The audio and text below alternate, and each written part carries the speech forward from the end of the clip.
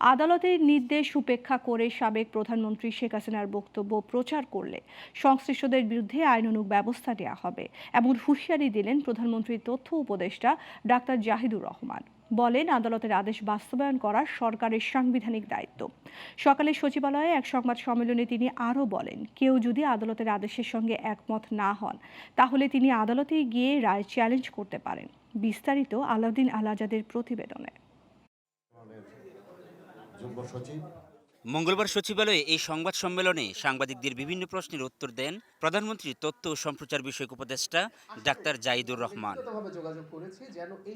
এ সময় তিনি সতর্ক করে দেন, বিদেশে অবস্থানরত শেখ হাসিনা ৫ আগস্ট কোনো বক্তব্য দিলে সেটি গণমাধ্যম বা অন্য কোনো মাধ্যমে প্রচার করা হলে তা আদালতের নির্দেশ লঙ্ঘনের শামিল হবে। এমন ঘটনা ঘটলে প্রয়োজনীয় ব্যবস্থা নেবে সরকার। শেখ হাসিনার কথা বলছি, তিনি যখন বক্তব্য দিচ্ছেন, এর আগের বারও আমরা একটা ব্রিফিং দিয়েছি, মানে পত্রিকাগুলোকে একটা নির্দেশনা দিয়েছি। আমার চোখে পড়েনি যে তিনি আবার বক্তৃতা করবেন। এই ধরনের নিউজ যদি কেউ দিয়ে থাকে, এটা যদি কেউ আগাম জানায় এবং সেটা পাবলিশ করে, এটা অবশ্যই আদালতের রায় ভায়োলেট করা হবে।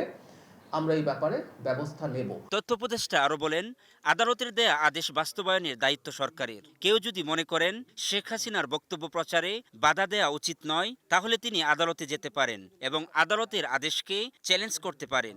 কেউ যদি সংক্ষুব্ধ হন শেখ হাসিনার বক্তব্য প্রচারে বাধা দেয়া ভুল হচ্ছে, তার বক্তব্য প্রচারিত হতে দেওয়া উচিত, কেউ যদি মনে করেন, তিনি কিন্তু আদালতে যেতে পারেন, ওই রায়টাকে চ্যালেঞ্জ করতে পারেন।